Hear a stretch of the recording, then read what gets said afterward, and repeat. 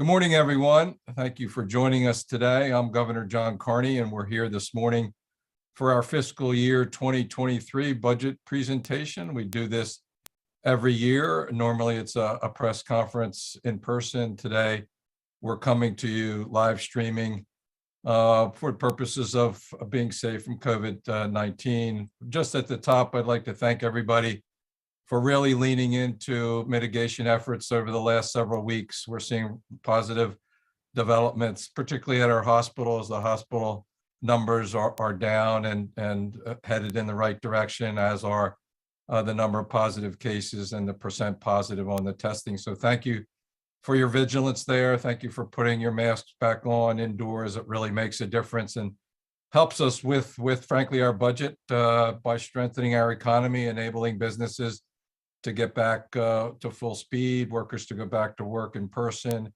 and you'll see the effects of that. We'll talk a little bit about that in each of the slides this morning. We will have a slide presentation. I'm joined by the Secretary of Finance, Rick Geisenberger. I appreciate the work of him and his team in developing our revenue estimates through the Delaware Economic and Financial Advisory Committee. They just do tremendous work. Rick will comment on tax policy and the state of our economy and some of the risks that are involved.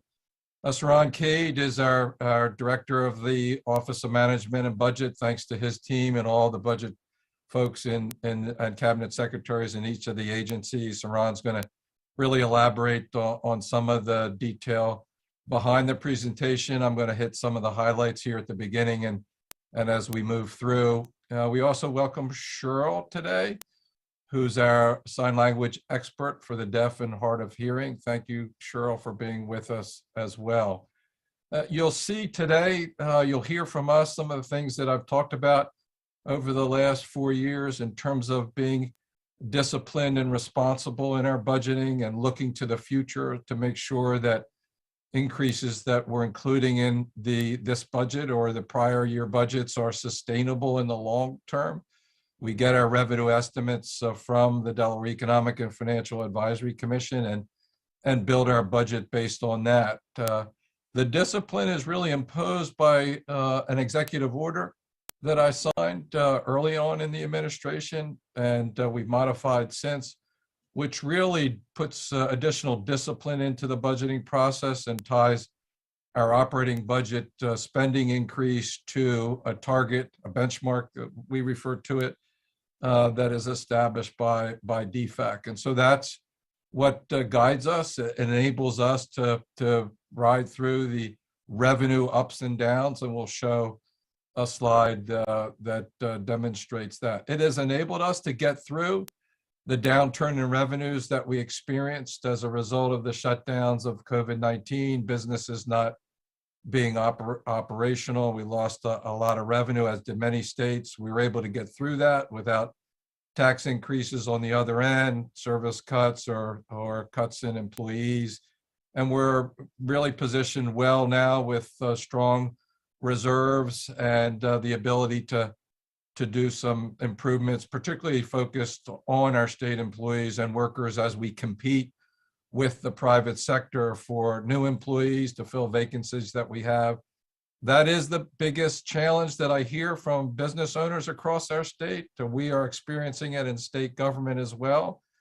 And our target to meet the obligations under the $15 minimum wage. And so we have a strong pay policy that's part of this budget that provides additional increases for those at the lower end of the pay scale, but increases for all state employees all the way through, and setting aside resources for our collective bargaining units and those contracts, as well as for our teachers and educators with the steps that they have built into their pay plan.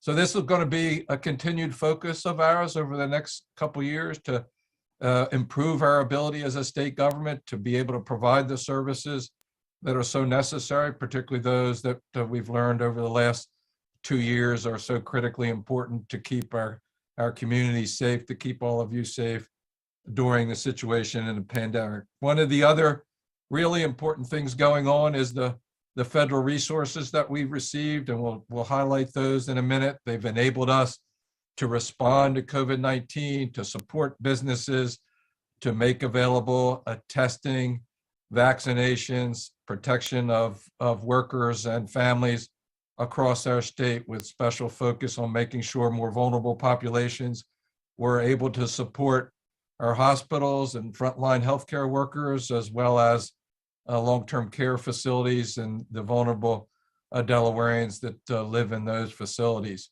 We also should give a nod to our Delaware Army and Air National Guard. Will be able, with the federal funds, to build a new readiness center here out at the airport, which is obviously important for responding to future emergencies. Thanks go out to the Army and Air National Guard for everything they've been doing.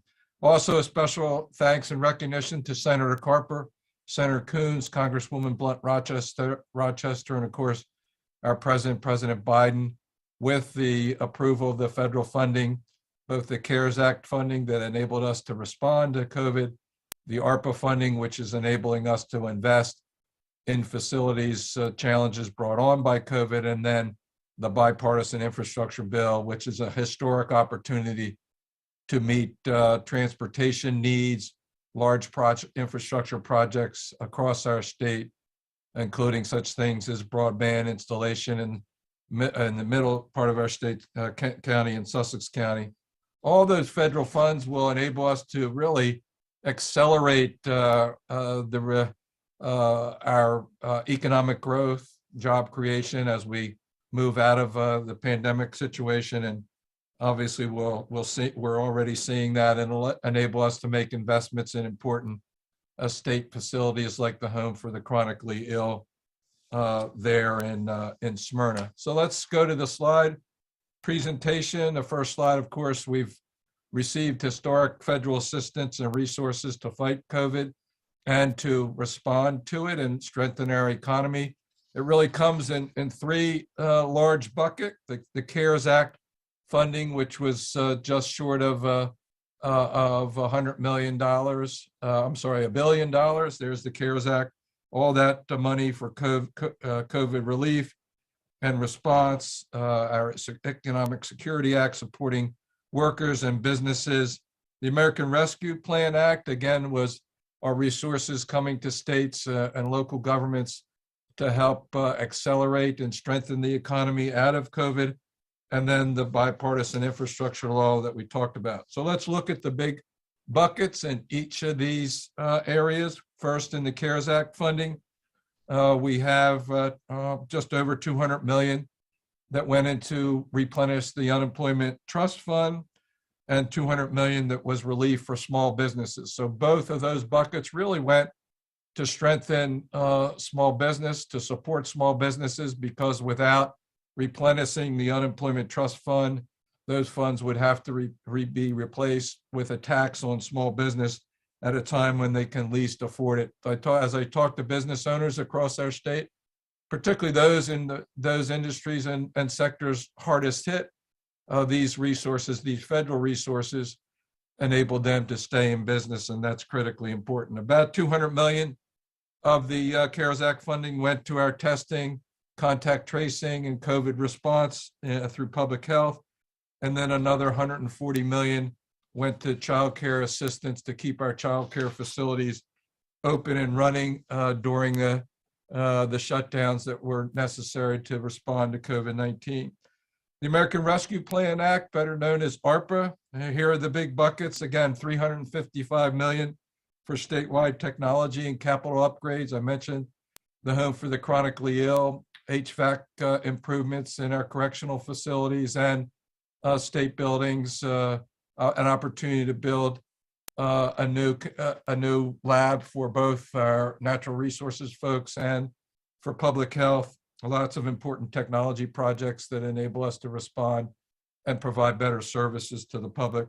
$135 million into housing development and emergency housing, really critical for very vulnerable populations on the margin there.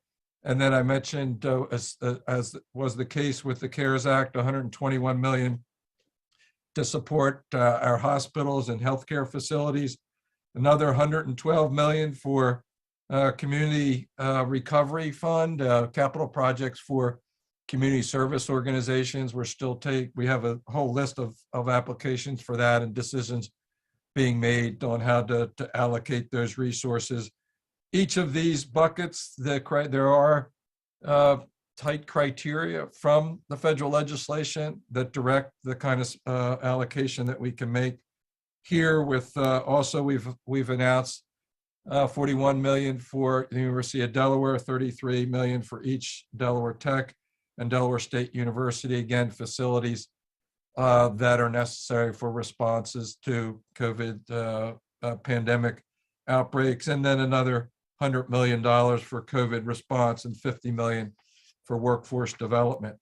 The bipartisan infrastructure law, which obviously passed in a bipartisan measure, is federal relief and federal funding for transportation infrastructure and other infrastructure, really to be spent out over the next 5 years. So a little bit different than the CARES Act, which was spent pretty quickly, as well as ARPA funding, which has a 2 or 3 year limitation on allocation and the use of those funds. So here are the big buckets: 1.2 billion in federal highway money, again, over the 5-year capital improvement program.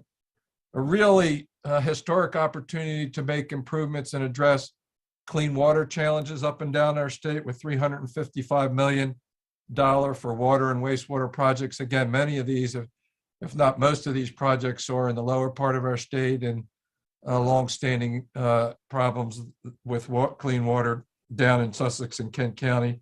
225 million for bridge replacements and repairs, again, statewide, and a real opportunity to address public transit improvements and the electrification of our transportation network with recharging stations. 220 million there for public transit. And then I mentioned broadband infrastructure, particularly for Western Kent County and Sussex County. So moving on to our budget, we made it through the worst of the pandemic because we were responsible with our budget smoothing, targeting our operating budgets to a benchmark established by DFAC based on increases in median household income, population growth, those kinds of factors. And so we've been able to avoid tax increases and service cuts over the last couple of years. We'll talk about that on the next slide. You can see what the challenges that we face. The gold line is the percentage increase in revenues in a given year, and you can see the significant reduction in the growth of our revenues in FY20 and 21 as a result of the pandemic, and then the dramatic increase in FY22. So our spending benchmark enables us to strike a course in between the ups and downs in our revenue picture, and has enabled us to maintain a sustainable budget and to sustain the improvements in education, in higher education, in preschool education, in all the other services that the state provides. So here's what it looks like in the big picture. We've got the big blue in those pie charts is our operating budgets for FY 2022 and FY 2023, just short of $5 billion for FY 2023, the budget we're presenting today, with significant reserves and one-time, which is in the green pie, piece of the pie, and then savings, additional savings in the Budget Stabilization Act, again, part of the executive order that put in place budget smoothing. So we do have some tax policy, which Secretary Geisenberger is going to talk about, that are included in our budget to address legislation that's currently before the General Assembly. Secretary Geisenberger. So the governor's, good morning, everyone. The governor's financial plan does include support for 4 pieces of legislation that are working their way through the General Assembly. This first one that you see is would exempt unemployment insurance that was benefits that were received in 2021 from taxation. And if you go down to the employer section, you'll see that this also prevents unemployment insurance tax increases on employers that may have, particularly those that were impacted by COVID, that would have seen significant increases in their rates due to higher experience factors with unemployment. The deposits that we made in the Unemployment Insurance Trust Fund make that possible.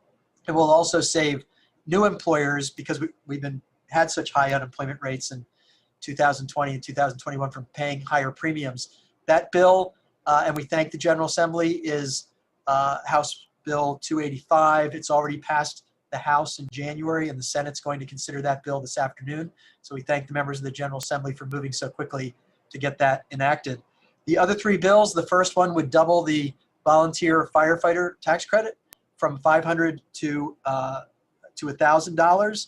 The next bill would help us try to attract military retirees. A lot of times they retire in their 30s and 40s and 50s with tremendous skills that they've learned in the military, and we'd like them to stay in Delaware and create jobs, seek employment here in Delaware. And so this would increase the amount of their pension that would be exempt from taxation. And then the final bill is a bill that promotes making investments in the Delaware College Savings Plan and the Delaware ABLE Plan, which are savings that you set aside for your child's future college education, or for a disabled child to care for that child later in life. So this would provide a tax deduction for those types of contributions to the Delaware plan.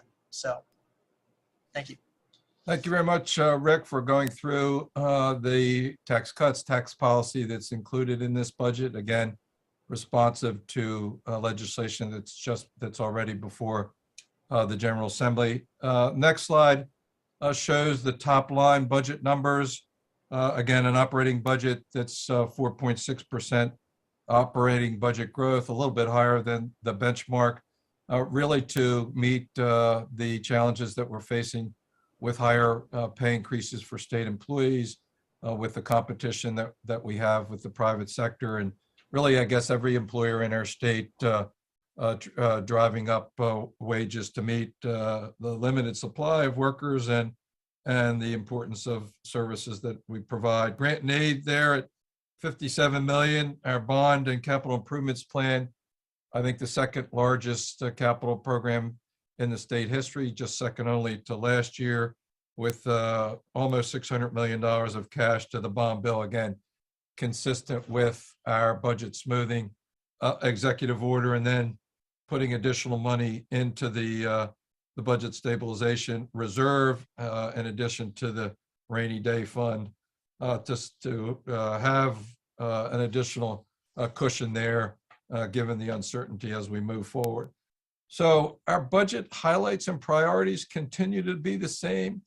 Really trying to strengthen the economy and invest in those things that enable us to be, as a state, more competitive, to bring jobs into our state, to enable businesses to hire again as we rebound from COVID-19 shutdowns, expanding opportunities for more people in our state, both with higher wages and with opportunities to get training and education necessary to be successful, and then supporting our families and workforce, particularly vulnerable families and workers that do critical service, provide critical service for the state of Delaware. So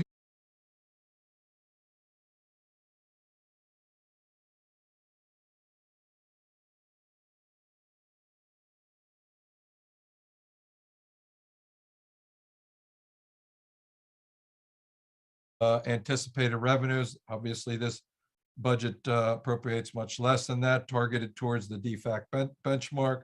We fully fund the Budget Stabilization Act, and we allocate one-time money to one-time capital projects, almost $600 million in cash to the bond bill.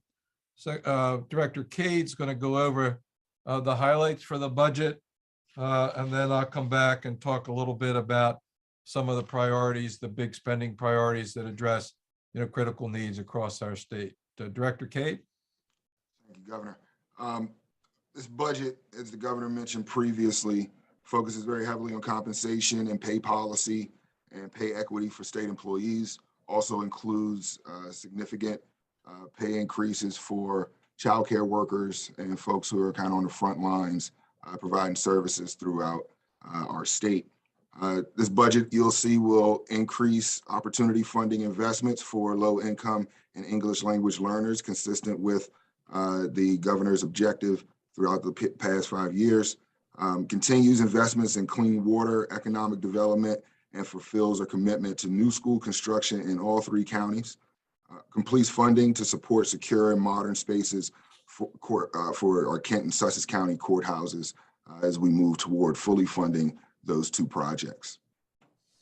So we know that good jobs solve a lot of problems, and that's why a major focus of mine as governor has been on working with the private sector, working with our General Assembly to create an environment where businesses can be successful. It's been particularly challenging over the last 2 years as we've tried to keep employees, workers, and the public safe, and with having various shutdowns. And so we continue to invest and provide tools for our Delaware Prosperity Partnership and the Division of Small Business in the Department of State, whose responsibility it is to create that environment where businesses can expand, hire Delawareans, and help Delawareans support their families.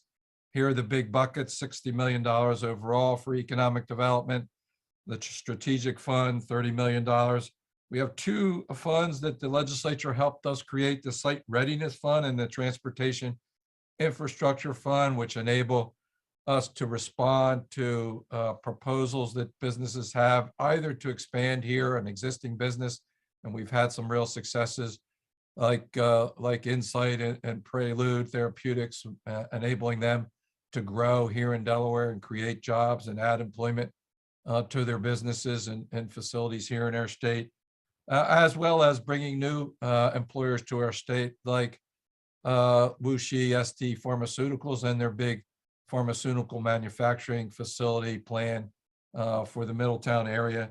Graduation lab space, we're trying to incentivize the development of science and technology companies at the Delaware Experimental Station, the former DuPont Experimental Station, multi-tenant experimental station now, including our partnership with University of Delaware and DuPont, the STAR campus, and other co-working and incubating spaces. This graduation lab space enables us to help companies stay in Delaware as they grow. Significant investments in our environment, in farmland and open space preservation, $30 million there, really important work. One of the best farmland preservation programs in the country, and significant preservation of open space as well, thanks to the folks that do that job. Shoreline and waterway resiliency, we've got significant challenges as a low-lying state to meet sea rise, climate change, and these resources will enable us to do that. And then really the big game changer with $355 million of federal funding, and then additional state funding for the Clean Water Trust Fund, which will enable us to address really longstanding challenges, particularly in the lower part of our state with clean water problems. Secretary Cade mentioned school construction across our state in each of the counties, $339 million. We've been able to pre-fund some of those obligations, which will help us in the out years. But you can see the numbers there: $82 million in Newcastle County, $90 million in Kent County, and over $100 million in Sussex County, with additional resources set aside for bids that are coming in higher than expected, and additional resources for the Wilmington Learning Collaborative. We're really excited about the prospect there, working with Christina School District, Red Clay, and Brandywine School Districts, with additional focus on educating children in the city of Wilmington, and working together to do that with additional resources there. I've been spending a lot of my time knocking doors in neighborhoods across the city, talking to parents, talking to teachers. I was visiting yesterday Pulaski Elementary and the middle school on the west side, preparing for the new or for the rehabilitation of Byard on the west side. We're building a new elementary school on the east side and working with the community on that. It's really a highlight in the mayor's proposal to improve housing and make community development improvements on the east side as well. And so we're really excited about that opportunity. There is school construction happening across our state, and Director Cade is going to highlight some of those projects in each of our 3 counties. Thank you, Governor. So looking at the slide, there's a large number of school construction projects that are underway as well as in concept up and down the state in this budget. Take some very large steps to completing those projects. As you can see in Newcastle County, a large ticket item, there's a new Hodgson VOTEC in Appoquinimink. That $23 million includes the new Reading School as well as a new elementary school, begins us on the track of getting a new elementary school for 800 plus students. Also, the Capital School District and Smyrna School District seeing a new middle school as well as a new elementary school in the pipeline. Cesar Rodney with St. Thomas More, as well as the Milford Middle School coming in at large $37 million. Again, this doesn't fully fund these projects, but it gets us on a path to complete funding of them far ahead of schedule. We also see in Sussex County 2 new high schools, the new Sussex Tech, as well as the new Sussex Central and Indian River. So very large investments in school construction up and down our state. Next slide. As the governor mentioned, this budget continues the focus on low income and English language learners as we continue to fund the opportunity funding and set ourselves toward a goal of doubling that funding by 2025. The budget also sets aside $20.6 million toward mental health services for elementary school students as a result of the General Assembly passing HB 100 last year. Next slide. When dealing with our higher eds, we again have taken an opportunity to focus on addressing deferred maintenance at our 3 big college and university campuses, University of Delaware and Delaware State University and Del Tech. We also set aside $15 million for the Higher Education Economic Development Fund. This budget also includes increase and expansion of scholarships for SEED, Inspire, as well as University of Delaware's First State Promise Scholarship for students with high needs. As you'll see as a consistent theme throughout this budget, we try to focus on compensation. Delaware Tech has established a compensation stabilization program over the last few years. And this is the second installment to assist them in competing for talent up and down our state. This budget also includes a Bachelor's of Education program and supporting it with $100,000 for Delaware Tech as well. And it's important to note the $107 million that the governor mentioned earlier in ARPA funding for our higher education and colleges and universities. Next slide. So again, there's been a large focus in the administration on transparency and policing and justice. This budget continues that focus by adding another $4 million toward the deployment of body-worn cameras and almost $400,000 to support our in-car camera program for law enforcement officers. This budget also includes $11.6 million to address safety and infrastructure needs at our correctional facilities in all 3 counties. Next slide. Again, when we talk about strengthening our communities, we can't do that without supporting our families.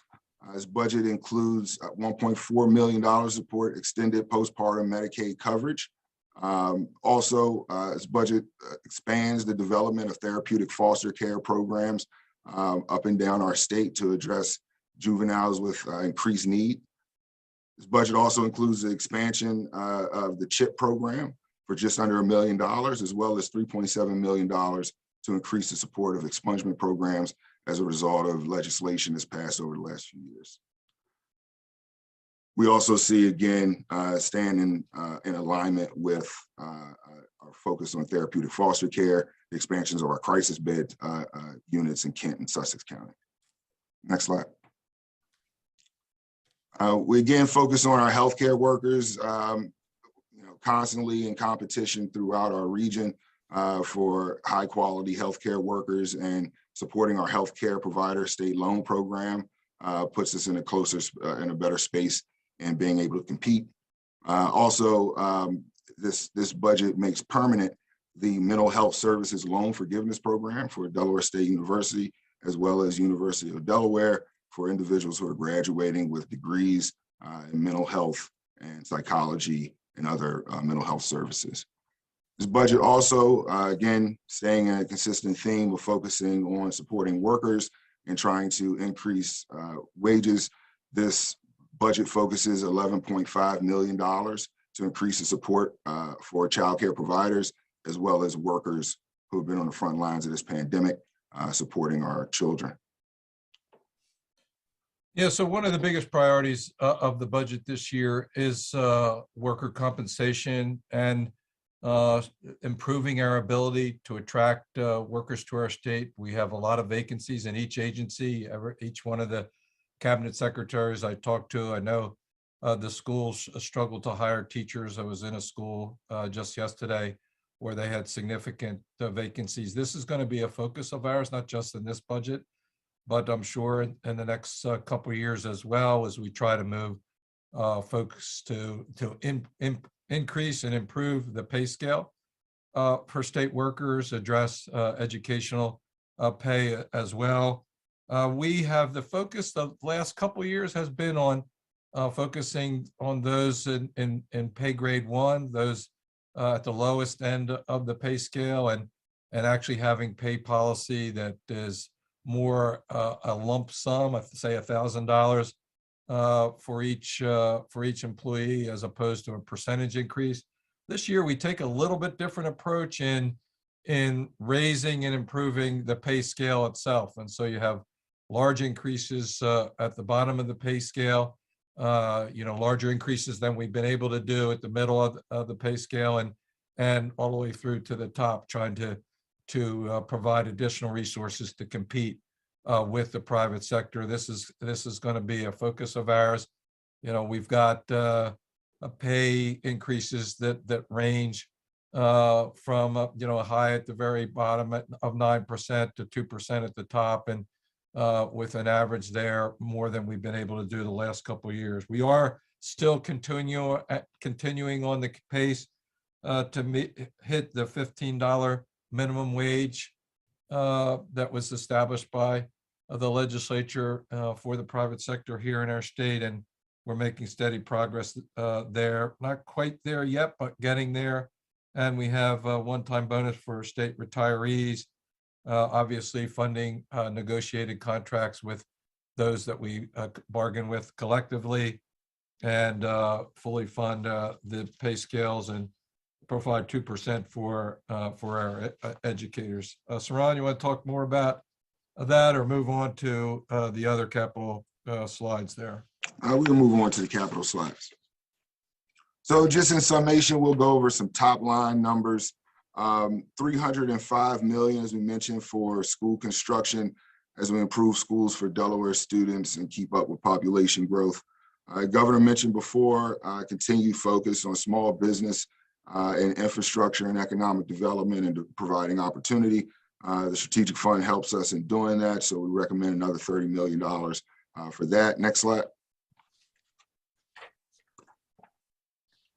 Obviously, high ticket items that you see here is an increased focus on our libraries, obviously anchors in our communities. This will be companion funding that will be coming from ARP as well. So this state dollars will go to leverage some other ARP funds to allow us really to invest in these anchors throughout up and down our state. Also, you see $21 million for preserving our historical and recreational sites. So our Brandywine Zoo, John Dickinson Plantation, Cooch's Bridge, and other tourist destinations and locations that Delawareans travel to for education and relaxation. Also, looking at protecting our natural resources for future generations. The governor mentioned major investments in clean water and drinking water programs, over $355 million in federal funding and also other state funds as well, and $30 million in ag land preservation and open space. Next slide. We mentioned before a continued focus on funding our Kent and Sussex County courthouse projects. We're looking at the start of the Sussex County courthouse construction being the middle of this year, sometime in the spring, and Kent County being at the end of the year. This budget also includes new Delaware State Police Troops 4 and 6, as well as a continued investment in the Customs House in Newcastle County and City of Wilmington. Also looking at building a strong foundation for our state, investing in our state facilities that the public visits daily for services has been a major focus of the administration as well. Next slide, Governor. So again, hitting on these top line numbers, $4.9 billion operating budget, just about 4.6% growth, $56.9 million in grant and aid, nearly a $1.2 billion capital improvements bond bill, which includes $591 million in cash to the bond bill, as well as $215 million in one-times for technology upgrades and healthcare for state workers. This budget also sets aside $15 million to continue the effort of fully funding the Budget Stabilization Fund for cash savings and the continued responsible outlook on future financial planning. Next slide. So this, thank you, Secretary Cade. This slide lays out the schedule for our budget process. Obviously, we're here in January, where each year the governor submits his recommended budget to the General Assembly. This is my recommended budget for FY 2023. Prior to today, our cabinet secretaries have been working with their agency leaders in developing the budget through the summer and the fall. Our budget office has had hearings with each of those agencies. We've worked with federal agencies in understanding the significant resources provided by the federal government. Again, thanks go out to Senator Carper, Senator Coons, Congresswoman Blunt Rochester, and President Biden for those resources, which will really help us both in this budget and in strengthening our economy and supporting families and workers as we work our way out of COVID-19. Joint Finance Committee will have hearings now, and the Bond Bill Committee through the rest of the winter and spring, leading up to a markup of the budget with changes that the General Assembly will include in April and May, and a final approval expected by June 30th. And so I want to thank again all those who were instrumental in putting this together, getting us to this place. And I would ask Rick I know we have a couple DFAC meetings coming up, Delaware Economic and Financial Advisory Committee, which will fine-tune the revenue estimate on which the final budget needs to be based and approved by the General Assembly. If you could give us a little summary of the thinking of the DFAC and where we are. You've got a couple meetings left, I know. If you could just comment on those, Sure. on the thinking of the committee. Sure. As DFAC meets over the next 5 months or so, the things that are top of mind on the expenditure side is inflation. Last year, inflation was at its highest level since 1990. If you look at the last couple of months, inflation's been at the highest level since 1980. It was 1990 last year. Wage pressures. The governor mentioned wage pressure in the private sector, public sector too. Wage growth has been the highest level since 1949. I don't think any of the three of us remember 1949. We're around in 1949. So there's concern about that. And the reason we have this big spike in revenue is frankly due to three sources. They happen to be our three most volatile revenue sources: the corporate income tax, the realty transfer tax, which is driven by real estate and home sales and interest rates, and then estimated personal income tax payments, which are largely driven by capital gains and the stock market. All three of those revenue sources have been growing over the last 2 years at 4 times the rate of what they had been growing in the 10 years prior. So what we've seen historically, and what we'll be keeping a close eye on, is that when that happens, we tend to see a drop-off. Sometimes that drop-off in those revenue categories is as much as 30 to 45%, which inserts anywhere from $500 to $600 million of downside risk. So all of those things, inflation, wages, the volatility of our revenues, are why this budget's been constructed to try to be cautious in terms of how much operating budget growth we build, also cautious around what we do in terms of long-term tax policy. So thank you very much, Secretary Geisenberger. So we have followed kind of the budget smoothing principles, trying to chart a course in between the highs and lows of the revenue that we receive from taxpayers over the last several years that has served us well and successfully during the downturn as a result of COVID-19. And in order to maintain these improvements, both in terms of worker salaries, in terms of investments in education, support for families, or early child care, we need to continue to chart that cautious course going forward.